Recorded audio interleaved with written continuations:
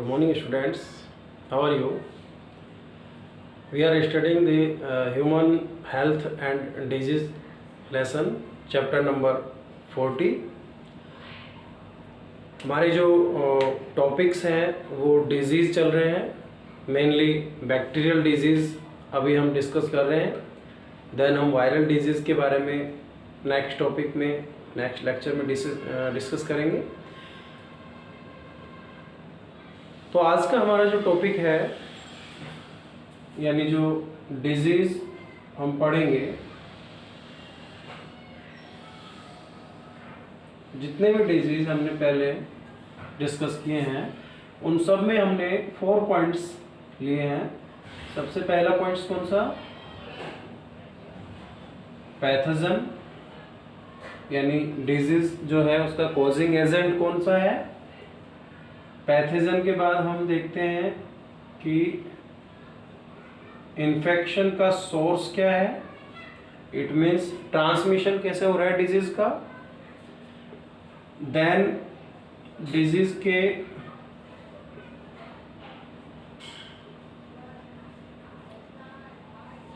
Symptoms क्या हैं, और लास्ट में हम लिखते हैं डिजीज़ का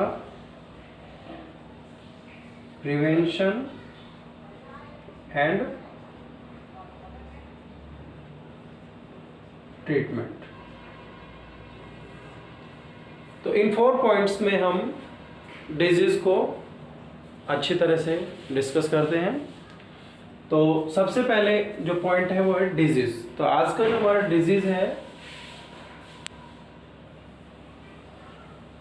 वूपिंग कफ, ठीक है, जिसको हिंदी में काली खांसी बोलते हैं, वूपिंग कफ. इसका जो अदर नेम है वो है पर्टोसिस. पर्टोसिस इसका नाम क्यों आया है? बिकॉज इसका जो कॉजिंग एजेंट पैथोजन है वो होता है बोर्डिटेला पर्टोसिस. इसे हम 100 डेज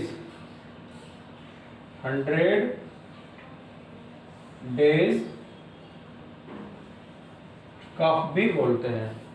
इट मीन्स यहाँ 3 नाम हमको मिले हैं इसके डिजीज के. Whooping cough, second pertussis and third 100 days cough. ये कफ काफ़ी समय तक बना रहता है. इट मीन्स अगर इसमें हम देखें तो इसका एक सिम्टम भी हमारे सामने आ गया है, कफिंग. लगातार कंटिन्यूअस कफिंग बनी रहती है इसमें, है ना. पैथोजन जो इसका है वो है बोर्डिटेला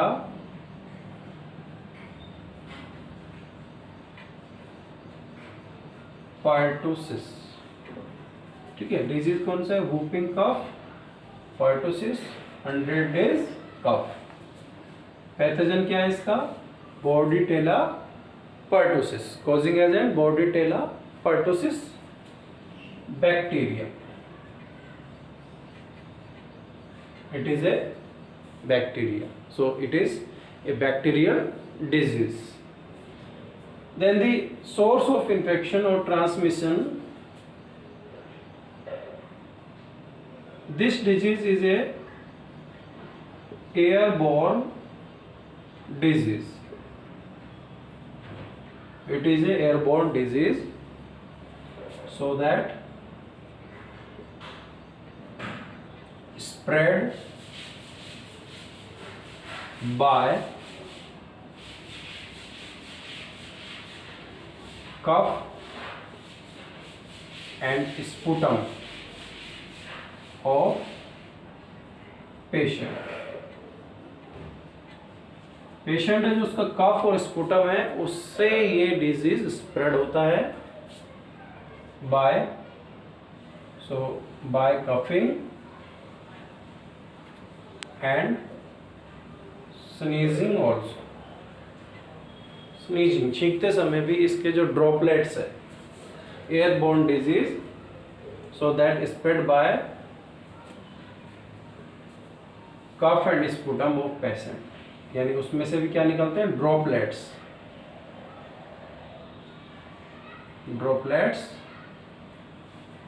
and sputum of the patient. तो ड्रॉपलेट्स निकलते हैं, air droplets via through by coughing और स्पूटम, और ये ड्रॉपलेट्स अगर हेल्दी पर्सन के रेस्पिरेटरी सिस्टम में एंटर कर जाते हैं तो उसको भी ये डिजीज़ हो सकता है।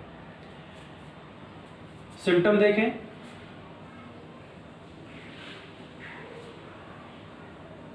तो इसमें क्या है, जो पेशेंट है उसको cold and cough and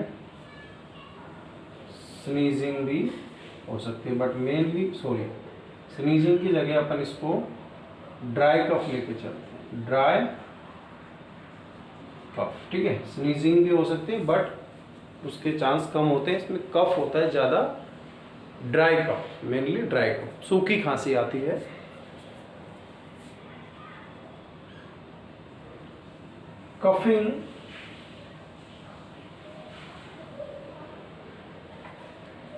coughing जो है वो इतनी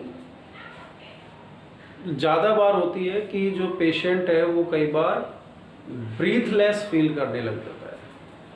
coughing is so fast as the patient becomes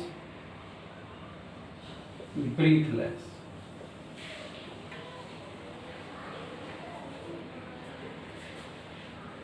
coughing इतनी फास्ट होती है कि जो पेशेंट है वो ब्रीथलेस, मतलब कई बार उसको फील होता है कि उसको सांस लेने में भी दिक्कत हो रही है। एंड voice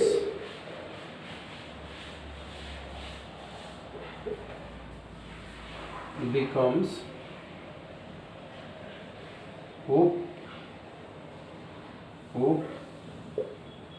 इस तरह की वॉइस जो है वो आने लग जाती है, वो बार बार हाँफने लगता है, उफ उफ, इस तरह की खांसी या कफ उसमें पेशेंट को आती है। तो उसकी जो वॉइस है वो हुप हुप तरह के साउंड में कन्वर्ट हो जाती है। इट मीन्स इसमें जो मेन है वो कफिंग बार बार होती है, और कफिंग बार बार होने से कई बार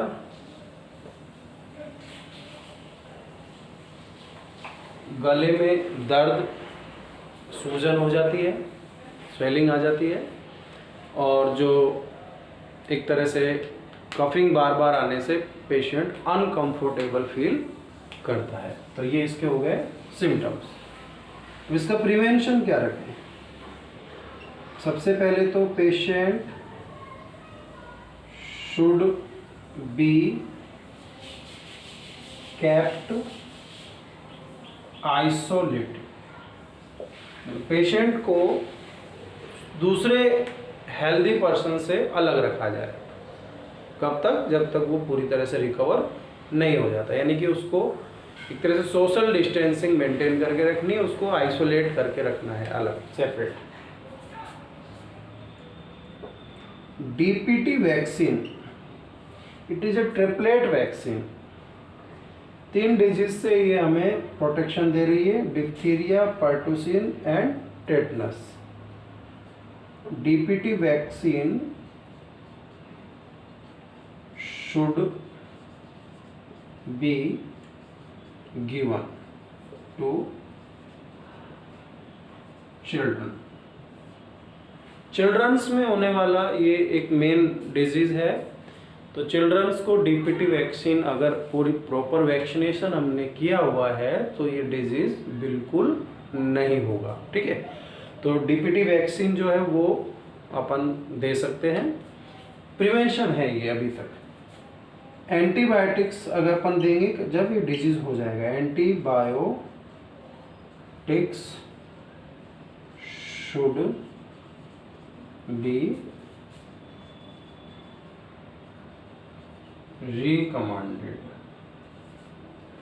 एंटीबायोटिक्स शुड बी रिकमेंडेड, यानी एंटीबायोटिक्स हम पेशेंट को तब देंगे जब वो उसको वैक्सीनेशन नहीं हुआ है, और डिजीज अगर किसी को हो गया तो उसको अपन एंटीबायोटिक्स रिकमेंड कर सकते हैं।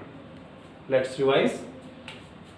So the disease is whooping cough or pertussis or 100 days cough.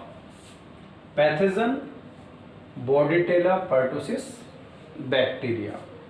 Infection or transmission, it is airborne disease, so that is spread by droplets of cough and sputum of patient, coughing and sneezing के through.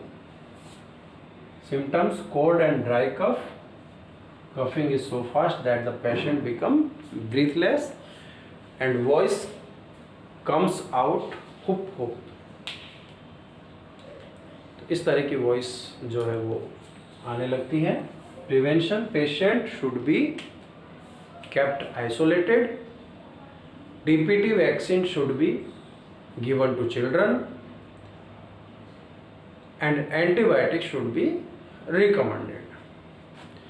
So the dear students, we have studied the bacterial disease and next जो classes हैं हम उनमें आगे viral disease के बारे में discuss करेंगे. ऐसे डिजीज़ इनका कॉजिंग एजेंट या पैथोजन वायरस होते हैं, उन्हें वायरल डिजीज बोलते हैं. Virus is much more harmful than the bacteria.